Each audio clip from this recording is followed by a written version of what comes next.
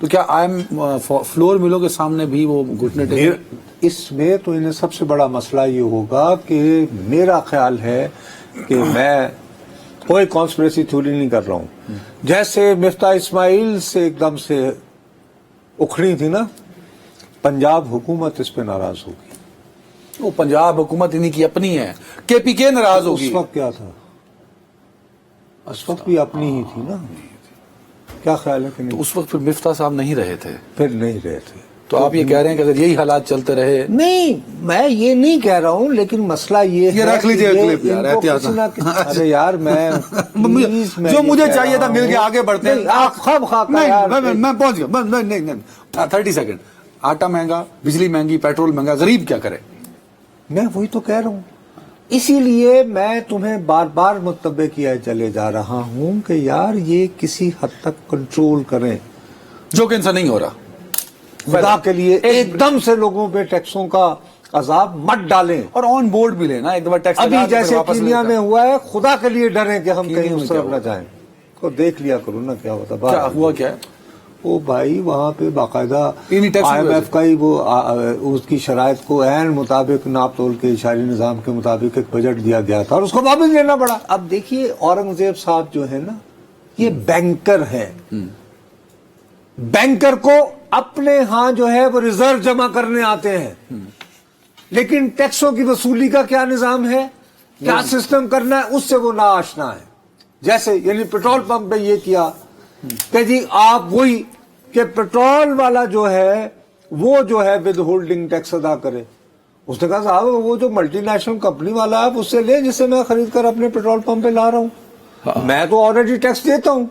دیکھو نا، جب وہ تو ٹیکس تو فلور بل بھی دیتی ہے. او یار جب تم اپنے یعنی پیٹرول ڈلواتے ہو تو اس میں ٹیکس ہے نا. بات میں تمہیں دوبارہ سمجھانے کی کوشش کر رہا ہوں کہ ٹیکس کی دو صورتیں ہیں نا.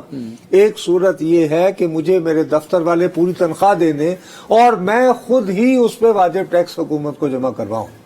حکومت اس پہ اعتبار نہیں کر رہی کہ لوگ ٹیکس چور ہیں ہمارے، لہذا جو بھی درمیان میں لوگ آ رہے ہیں انہیں کہیں کہ جناب وہ ٹیکس جو پیٹرول خرچ کرنے کے بعد نصرت جاوید پر واجب ہوگا وہ آپ ان سے ابھی وصول کر لیں. سمجھ آ رہی ہے؟ سمجھ گئے. آٹے کے ساتھ بھی یہی ہے. اورنگزیب صاحب نے کہیں نہ کہیں اس کو پورا کرنا ہے نا سر. دیکھو جو خسارہ ہے، جو کمٹمنٹس ہیں، اگر یہ کرنا تھا تو جب پیٹرول پمپ والوں نے کہا کہ ہم ہڑتال پہ جا رہے ہیں، بند کر رہے ہیں، تو واپس لیا نا. اور FBR مانا کہ جی یہ ڈبل ٹیکسیشن ہو رہی ہے. اب یہاں پہ مسئلے دو ہیں تو ان کو پہلے کہ حکومت پنجاب جو ہے وہ بہت سٹرکٹ چھاپے وغیرہ مار رہے ہیں کہ جناب آٹے کو قیمت اس سے زیادہ نہیں ہونی چاہیے، ہے یا نہیں؟ اب آٹومیٹکلی جب ایک تھیلے پہ 605 روپے بڑھے گا اس نے اپنے پلے سے نہیں دینا. آلریڈی فلور ملز پہ ٹیکس لگ رہا ہے، جب ود ہولڈنگ ٹیکس بھی ایڈ ہو جائے گا تو وہ پھر سارے کو کہے گا کہ مجھے بریک لینی ہے. جو پیٹرول پمپ نے پریشر ڈال کے واپس کرایا تھا، آپ کہتے ہیں کہ اتنے کمزور ہیں، جو IMF کو راضی کر آئے، ہمارے وزیر خزانہ آپ کو کمزور لگتے ہیں، تو کیا فلور ملوں کے سامنے بھی وہ گھٹنے ٹیکیں؟ اس میں تو انہیں سب سے بڑا مسئلہ یہ ہوگا کہ میرا خیال ہے کہ میں کوئی کانسپریسی تھیوری نہیں کر رہا ہوں. جیسے مفتاح اسماعیل سے ایک دم سے اکھڑی تھی نا، پنجاب حکومت اس پہ ناراض ہوگی. وہ پنجاب حکومت انہی کی اپنی ہے، کے پی کے ناراض ہوگی. اس وقت کیا تھا؟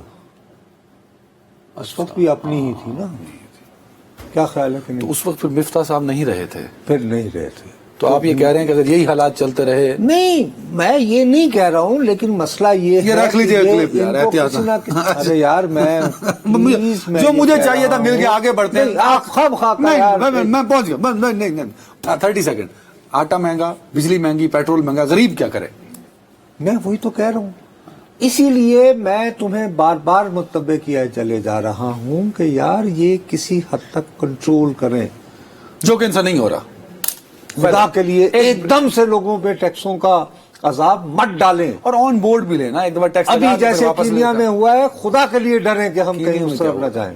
تو دیکھ لیا کرو نا کیا ہوتا. کیا ہوا کیا ہے؟ وہ بھائی وہاں پہ باقاعدہ IMF کا ہی وہ اس کی شرائط کو عین مطابق ناپ تول کے اشاری نظام کے مطابق ایک بجٹ دیا گیا تھا اور اس کو واپس لینا پڑا.